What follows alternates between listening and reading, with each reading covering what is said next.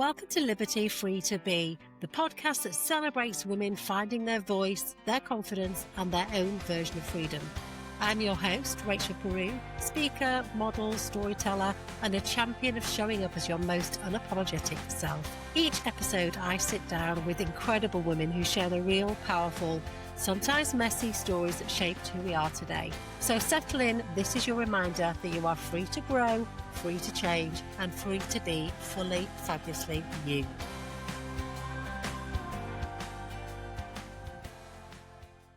Welcome back to a new week of Liberty Free to Be. I've had a really good weekend. I have been to a day disco with Mark this weekend. And if you haven't been already, I definitely recommend, if you love dancing, to get yourself to one of these events. They're day discos, and they are predominantly, I would say, an older crowd, our age group. And it's 3 till 8 o'clock at night. And literally every hour they change the decade of music. So Mark and I danced the afternoon away, no alcohol involved, and we just have such a brilliant time. It was a great way to end a stressful week. So if you love dancing, I would definitely recommend you get yourself to a day disco.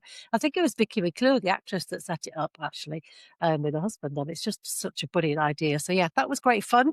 But back to it, a new week on the Liberty Free to Be podcast. And today I am welcoming back a guest that I've already spoken to on my Instagram lives last summer when I did a whole series on kind of embracing our body and self-love before we get all those messages about being beach body ready. So Mina Kumari is a body confidence coach. She's a public speaker, a stylist, a colour consultant, and an advocate for self-acceptance. And we had such an interesting and important conversation last year that I knew I had to get her on the podcast to share with you all. So I can't wait to talk to Mina today. Grab a coffee and enjoy. So welcome, Mina. I have been looking forward to our conversation today. How are you doing? I'm very well, thank you. And how are you? Good, thank you. I said in the introduction that we had such a good conversation on Instagram Live that I knew that I had to get you back on the podcast to continue this conversation. But for those people that don't know anything about the work that you do, tell us a little bit about yourself and what you're doing. Okay, so my name is Mina Kumari. That's my Instagram name. Mina is fine. I just chose my full name because I just thought, as a woman, we lose our identity because we're born with a surname from our parents. Then we get married, and a lot of people change their names, and I'm like, who the hell am I? Yes. So that's why I've just stuck to my maiden, stuck to the name that my forename that was given by my Christian name by my father. And I'm like, this is me. And I've reclaimed my identity. I And love I think that. that's as women, we forget that. And I think this is probably why I do the work I do, because I just think as women, we lose who we are. So I am a body confidence coach. My ultimate is to have you in front of the mirror, absolutely naked and loving every each lump, bump, scar of your body, because that's your own personal identity and your personal journey. So I started with color and styling first, but I'm like, I can dress you, put the right colors. But you know that spark when you look in the mirror and you don't, there's something missing, because I knew what I went through because it's my own personal journey. And I'm like, if I was feeling this, there's so many women who feel, or men who feel that about themselves. So I kind of turned it on the head. So I work from the inside out. I'm like, love your naked body first and then dress it. Because that's how we came anyway. We came naked in the world. We're going to leave naked. So why not appreciate it while we're here? I love the work That's that you who do. I am. And that's what I've created on the back of that. I mean, it's so empowering, the work that you do. You do workshops, you deliver talks all over the country, you do one-to-one coaching, you do so much to help empower other people. But what was your journey yourself? You know, because you haven't always felt this confident about your body. So what was the turning point? The turning point was when I had my first child at the age of 20, because I got married very young. I was a mum at 20, and living in the South Asian community, it's tough because we don't talk about how we're feeling. Like with any communities, right? Postnatal depression wasn't a thing. And back in 1988, it wasn't even talked about. And every time I went to doctors, all they wanted to do is give me antidepressants. And I'm like, I don't want, I've seen what it's done to people in the past when I was younger. Because you hear, I'm not against it at all. It's just something at the age of 20 I didn't want to do. And then I didn't know how to help myself. I couldn't tell anyone, I couldn't tell my parents, couldn't tell my in-laws, couldn't tell my husband how I felt. So it's that internalizing about I don't like who I am. I ended up with self-harming. And I think the turning point was when I was pregnant with my second one, 5 years later. I'm like, I can't keep going on like this. I was very lucky I had work like a get out clause or going somewhere, hide and not think about me and just help my because I was in banking, so I was helping customers and stuff. And on the outside, Mina's this amazing, jolly, happy person. When she's back home, she's just not that same person again. She just changed, and I couldn't tell anyone. So just and I think it was when I was pregnant the second time around, I thought, "I've got to do something about it." But just it just happened for myself to say, "I've got this 5-year-old child who's a young daughter, amazing, cute, like just this little creature who's just so cute." And I'm like, "Me as a mother, what am I doing for her?" And I think slowly, slowly, it just came round while I was pregnant with the second one. Things changed, and my pregnancy with the second one, having her it just turned everything around. But obviously, when you've had 2 children at the age of 25, you still feel so insecure about your body. Because I think it's always been said to me, "You're dark, um, you're fat." And I was a size 10 or 12 at Yeah. the age of 17, and it starts from then, and that's when I realized and I think my turning point was when I was going to Singapore in 2015. So if you think about 1988 to 2015, I had those insecurities, the yo-yo dieting, everything. It's only when I went to Singapore, it was just me and my husband. I think that was my turning point. And it took me into my late 40s to realize I love myself. Yeah. All that And I I mean, think that's so where many it all women kind of changed. So many Exactly. women will be able to relate to that, Mina. I'm the same. I didn't find kind of an acceptance of myself and my body until my 40s. And I look back and think, gosh, so much of that came from external viewpoints and conditioning from society. And it really does start at a young age, doesn't it? I'm right in thinking that you kind of, 100%. the things that we were kind of taught as a child really kind of mark how we grow up, isn't it? And you know what? I always say to people, to my clients, like, when we get to the root cause, and a lot of it stems from our childhood. And I say, look, it's no point blaming our parents or our aunts and aunts and mums and grandmas. They didn't know any different. That's the society they lived in. So rather than let's get into a game, that blaming game. Let's try and change it around to say, right, what's the difference we can make? Yes, that was all said because we know that's not true, so how can we turn it around? And I think this is where I love what I do. And it's like, it's that light bulb moment for a lot of people to say it's like you just said, it's external validation that we take on ourselves Yeah. and make it the truth. Yes, yeah, and you speak to lots of different people when you're doing your talks. Do you think that this kind of whole body acceptance movement has helped people, or do you still think we've got such a long way to go and people are still really struggling? I think there's still a long I we've made some inroads, but I think there's still a long way to go. Social media doesn't help. Filters, if you think about the younger generation, it's all that we have to fit in. We have to be like the Abercrombie Fitch models. We have to be a certain way because if you look at the fashion industry, they still don't dress the voluptuous bodies. They promote a size 10, like a 20, 22, 24, 26, but they put it on a size 10 or 12. That's still a bit of a mind game. Like, I'm Yes. gonna look like that, but then when the reality kicks in, these from reality to what the stores, it's not this is where it still needs to change. I think we've got with with the industries, we still got a long way to go. Not even I think the diversity, there's so much there that still needs doing.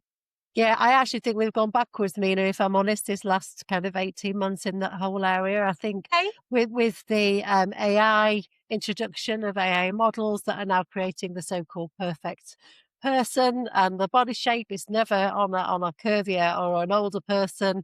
And I think also the weight loss jabs, and yes, they have their place, but that's put a different message out there that slim is in again.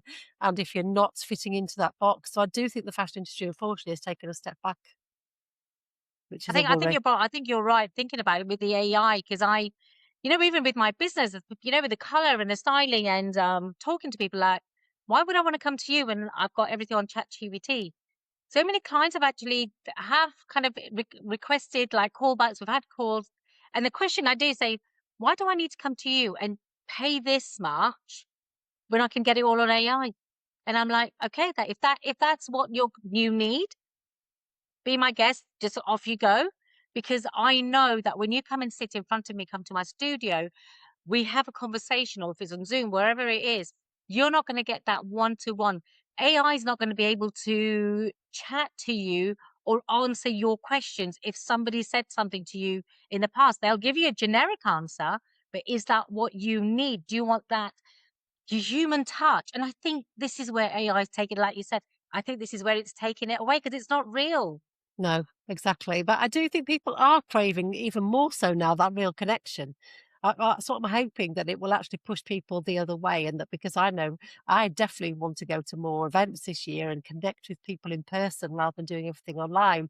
And I do hope that that kind of will push people more towards those real connections. But fingers crossed, we'll just have to see, won't we? We'll have to see how it goes. I mean, you don't people talk about when you find body confidence and body acceptance, that they kind of there's an assumption that you don't have anything to worry about, Mina. You've got it cracked. Every day is easy peasy for you. But obviously that's not reality. So what do you do on the days that are difficult? What tools have you got in your kit that kind of help you get out of those darker days? Music, dance, all naked. Because I'm just like, I need to let things move. I need to let my body free. And it is because I know, when it's building up, because, like I know what I'm talking about. I get triggered. They're like, why can't I look like that? I'm almost 60 and I'm like, I still want to look like that. But do you know what? That's not real.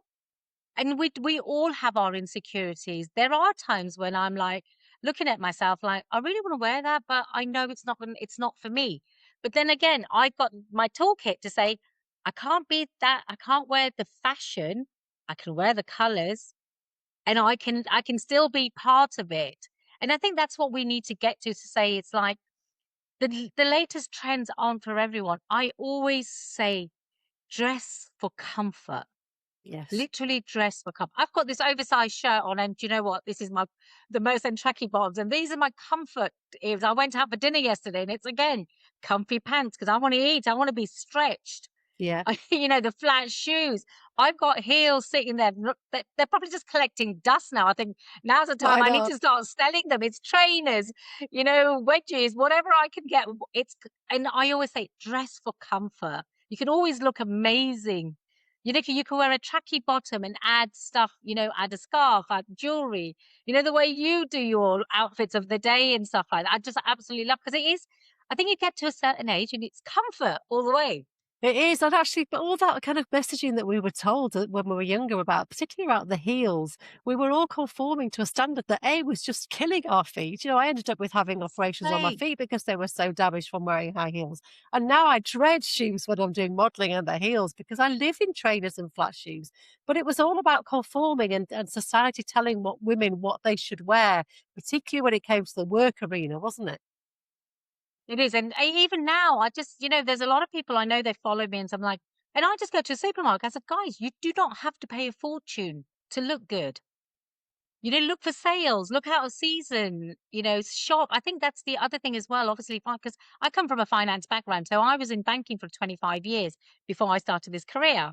And I could see, when people's bank accounts were going overdrawn, sometimes you can see where it's just shopping. And I'm like, you haven't got the money. And it was just so sad. Sometimes, I used to be in the shops, your customers so well. Sometimes you just, when I'm talking about, 90s and stuff, when the checks were around, right? So people Yes. would go shopping on on a Saturday. And I'm like, I know that's going to bounce. It's so weird because you just can't help yourself. But you Yeah. just, you don't judge people, but you just know that what they're trying to do is fit into society. And those checks that they haven't got the money. And I'm like, and I always kind of thought that way all the way through. I think my banking taught me a lot about finance and people and psychology and people's mentality because everybody just wanted to fit in. And it's Yes. not changed from the 80s, 90s to current day. No, but I do think you do get to this age. I'm 55 now, and I do start to unravel that, don't you? You start to You, unpick all oh, the things you've been told, and you 100%. make your own rules. And there is a real sense of freedom and liberation in that. That I've definitely, and I thought I had that in my 40s, and it's not until I got into my 50s that now I really understand that I didn't actually have it in my 40s at all, but I've got it now. It's been an interesting experience, but how do you, for someone that's really struggling, where do they start with just making a small change to being kinder to themselves? What do you recommend people start with? You know what? I just said, make the mirror your best friend. And it's very, very, very hard for so many people. I'm not saying Yeah. just strip and just stand in front of a mirror. No, I'm just saying start with the smallest compact mirror. Start with the smallest compact mirror and look in the mirror, just look at your eyes. What's that? What when you look at your eyes, it's trying to tell you something. When you meet when I meet people, first thing I look is into people. When I talk, not stare at them, but the eyes tell so much. And how much are you hiding? And I would say just start with a small compact mirror. Just look at your eye. What is that eye? The emotions will come through and the laughter. Look at your life, as we grow older, whether you're young, you're middle age, you're getting on to the other side, it doesn't matter because your eyes are still the best feature of your face. I always believe it's the best feature of somebody's, and it directs you. It really does. So I just think just start there. And the other thing is write down the qualities of yourself. Get an A4 piece of paper. And I do that on a regular basis. Sometimes, when and again, it's one of those things, you see people doing better than you. And I'm like, why am I not doing that? You do get into that because you're just Yes. constantly looking for something else. And that's what we're all looking for. Why don't I look like that? Why can't I do what the other people are doing? But again, we forget who the core essence, who are you? So always say the mirror and just write, it's not even affirmations or not saying how brilliant you are. What do you like about yourself? Yeah, I love Because that. it's I just write a so gratitude important. diary as well. And my Yes. gratitude diary is usually at least one thing that I'm grateful for my body that day. So even if it's because I love walking, even if I've had a really bad day, I can say, but my legs have been really strong today and it's got me outside and I've got some fresh air. And it just keeps you grounded in that kind of reality and connection with your body, doesn't it? 100%. And I'm saying, we look for the bigger things, but the smallest thing is right in front of you. That's what we miss in so many things in life. We just think it has to be massive. You have to go to the gym. You've got to go to this place. You've got to go. No, literally, I would even say stick on some music and shake your body out. I think Yes, that just really, really just. Do you know what I think about? Go to your 5-year-old self. If you don't want to write, you don't want to look in the mirror. Think about that 5-year-old child you were and you loved dancing. You were that princess. You were told you were a prince. Every single girl been told she was princess. Do a little twirl.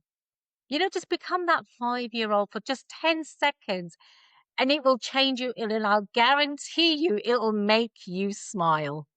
absolutely. This weekend, I went to one of the day discos with Mark, and we just danced from 3 o'clock till 8 o'clock at night. We just danced all afternoon, no alcohol, Mina. And that was that for me when I was younger. I always loved dancing. I was in front of the TV dancing away to Top of the Pops, and you lose that sense of play and sense of joy and Absolutely. freedom. So it's so good to feel connected to it now. And I came home feeling so much better after quite a hard week.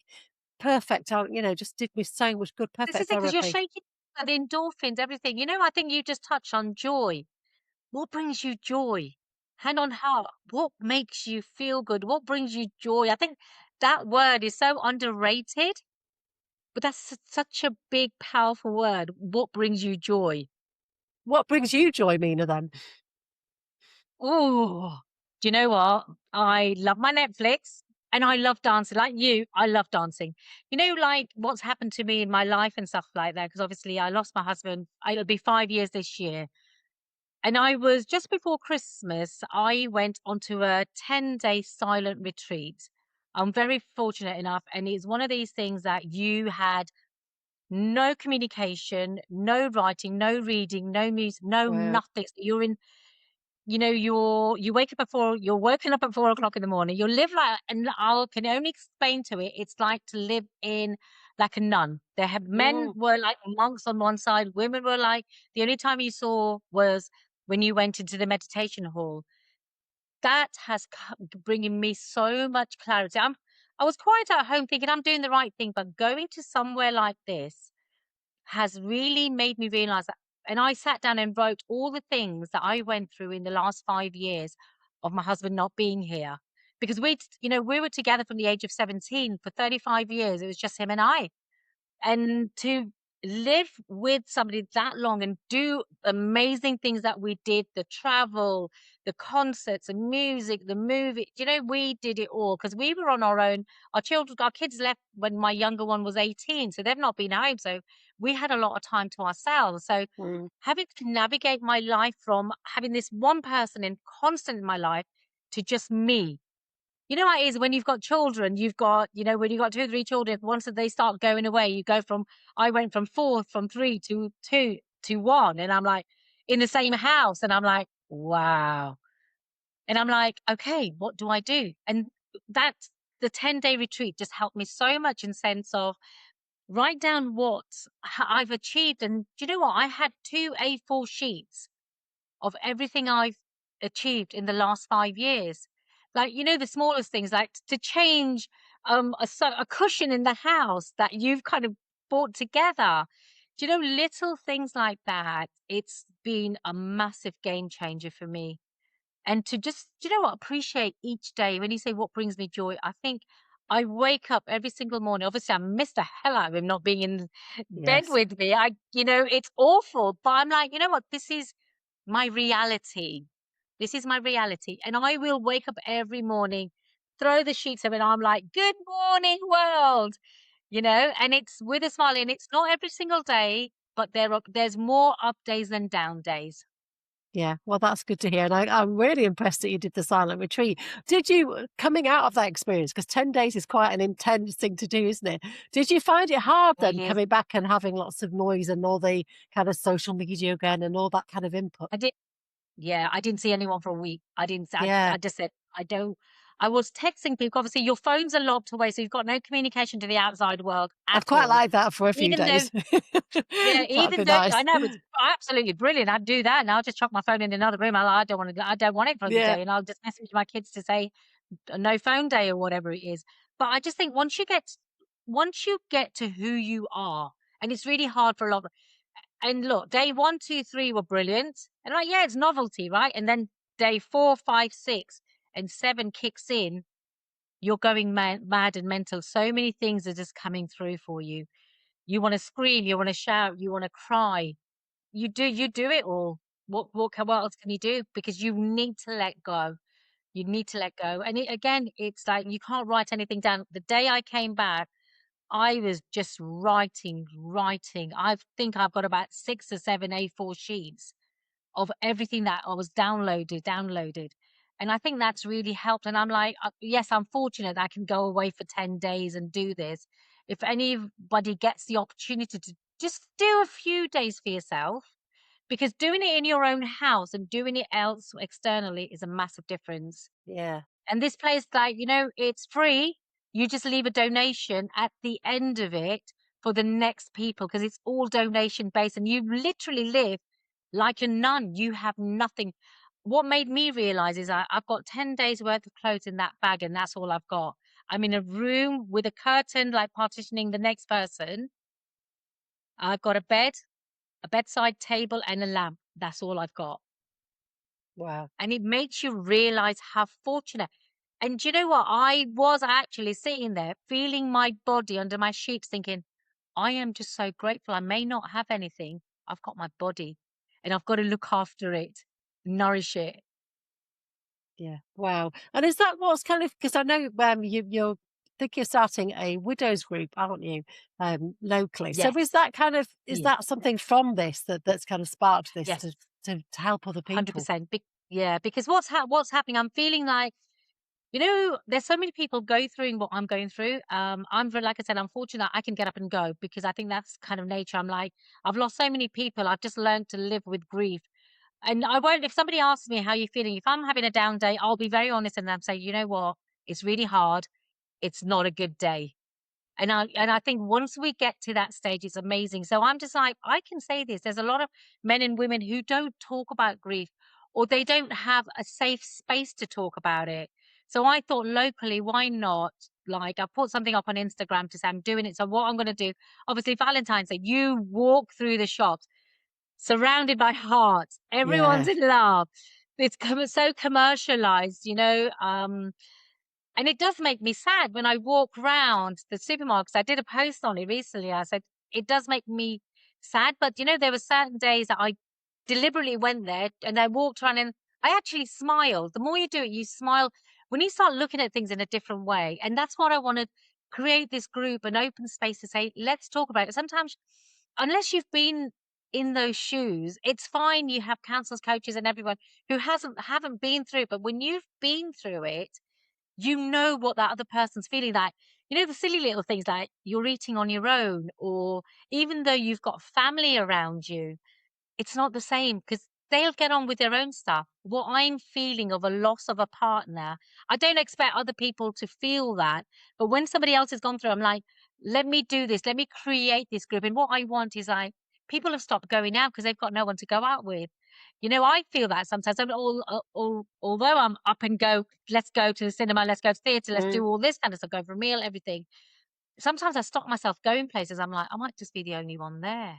So if I create this group, if somebody needs a person to go with, is anybody free to go? I want to create that kind of environment to say, I've got this place. Would anybody like to accompany me? yeah. How I think that's such wonderful, a without great. any Oh, agenda. yeah, really special. And what I love about you, Mina, is you put all your experiences out there to leave you in a vulnerable position on social media by sharing how you're feeling about stuff. But you always use it to help other people. And what you do with the widows group and also with the body confidence, sharing your experiences is touching and reaching so many people now, which I think is just amazing. When it comes to the body confidence work that you're doing, am I right in thinking that it's a younger crowd now of women that particularly that are needing that help more than our age group? 100%. If I started looking at my insights on Instagram, and the most followed, I've got about 4,000. I think I've got just under 4,000 followers. My demographic is 35 to 44. And I'm like, wow.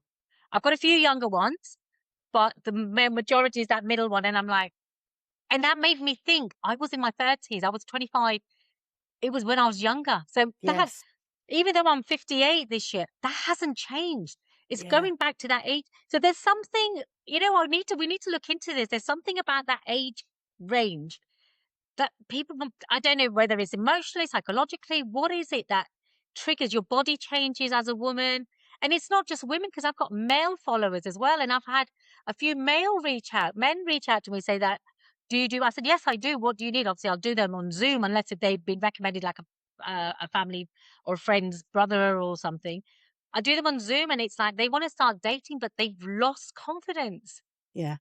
And it's harder for men in lots of ways. It's harder for men to talk about it because there are more spaces for women to 100%. share it. Yeah.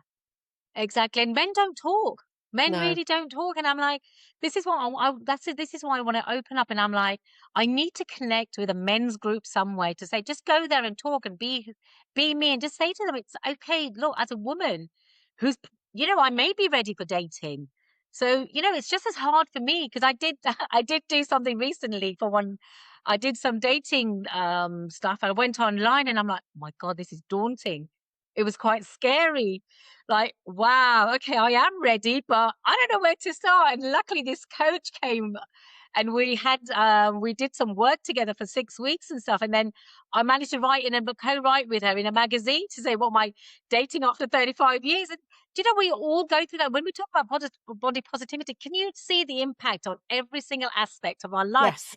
Just I want to look good. It's like, how are people I'm not that 18-year-old when I first got married. My body's changed, gone through the menopause, I've had children, my hair's going grey because I don't want to colour it. And I'm like, and I had guys saying to me, "Don't you think you should colour your hair?" And I'm like, no, No, because it's it'll make you look gorgeous. younger. I was like, but you know, that's what I'm saying. Yeah, It's again, they want to put it on me because they've got this idea of what they want a woman to look like. And I'm like, yeah. no, I'm a real woman. Yeah. That's one of the things that I talk about when I do my body confidence talks in my bar because is how people really they just I've lost my thread now. That's the menopause for you. That's completely gone out of my mind what I was going to say then when you were talking. Well, that's a new one for the menopause. This is It's Rachel, this completely is gone out of my head. reality. It is. It's This is completely gone out of my reality. head. I was listening to you thinking, "Oh yes, that's just reminded me of something." Whilst it'll come back to me, but one of the things that I really love talking about with you is how your phrase, empowering women to have sex with the lights on. That's what it's all about. It's about embracing our bodies, getting naked, getting used to being okay with, Right. yeah, and I absolutely love that. I think it's just such a powerful thing. Why is it that we struggle so much? Oh, I know. And do you know what? It's again, we're conditioned not to show our bodies. And that's Yes, why I say, one of you asked me earlier to say, what can they do? Dance in the light naked. Doesn't yes, matter. Things are going to move. You're not a child anymore. We've all had life experiences. Even if you're growing up, we things jiggle. Let them jiggle. Jiggle with the music, I say. yeah. And it's usually at an intimate time as well with somebody that absolutely loves you for who you are. It's usually at an Exactly. intimate time, isn't it, when we shouldn't be having those insecurities. That's the safe space when we should feel loved and And do you know supported. what? I think it's like communication as well between two partners. Their Mm, problem is just the same. So why not yes. why not talk about it? This is, Yeah. again, communication. That's confidence again to say, let's try it with the lights on. Yeah. It's got to come both ways. Why is it we as just women we want the lights on? We've got to think about the guy as well to say, okay, spice it up in the bedroom. I say. Yeah, I love you opening these conversations. It's so good for everybody. Thank you so much. I honestly could, when I talked to you last year, and I knew that this would be a great conversation, and I could talk to you for hours, Mina. My last two questions that I ask all my guests: if you were to pay yourself a compliment, what would it be? I would say to myself, okay, you've been through it. Do you know what, girl? Just go and live your best life. And you're doing that. So kudos to you. Yes, high five for that, Mina. And my last question: what does free to be mean to you? Don't give a shit what anybody else says. Yes, great way to end the conversation. Thank you so much. As always, a pleasure. And I'll There's no fluffing about it. Just no. don't give a shit what people say. How can people find you on social media, Mina? And so is that just Mina Kumari, body confidence coach? I'm on Instagram. And if you can't find them, if it's a too long word, then minakumari.com. And that's my website. Send me a message and let's have a chat. And I'll leave all the details on the show notes as well. Thank you You. so much. As always, an absolute pleasure. Hope you have a fabulous 2026 and I hopefully see you Thank you, soon. Rachel. And thanks for having me. Thanks, guys. Thanks, Mina. Bye. Bye. So much food for thought there with Mina. She's so right in what she says about we really need to do more work with younger women. When I look back now, I wish we'd had role models and women like Mina that were doing the work out there. Perhaps that would have stopped me wasting so many years being hard on my body and myself and allowing me to live a more free life. So thank you, Mina, for all the work she does. And I'll leave all the connections so that you can connect with her if you need to. But she does some amazing talks as well. And yeah, menopause brain fog there just literally kicked in at the most inconvenient times. I completely lost my thread there, but that's just the way it goes. That is the reality of this stage of life, isn't it? Over the joys. Anyway, I will be back next week with another great guest, and I hope you're enjoying these podcasts. If you are, don't forget to like, subscribe, share with friends. It all means that we can reach more women with these important stories and messages. So I hope you found that inspirational, and I will see you next week. Bye for now. Thank you so much for listening to Liberty Free to Be, and I hope you've enjoyed this week's episode. If it spoke to you, please don't forget to follow, leave a review, and share with somebody who might need a reminder that they are free to be themselves. You can find me on Instagram at RachelPeru1, and don't forget to follow our growing swimwear brand community over at Liberty Free to Be. If you'd like even more connection and conversation, come and join our free Facebook group, the Liberty Lifestyle Hub, where over 300 women are cheering each other on every single day. Until next time, keep being fabulous.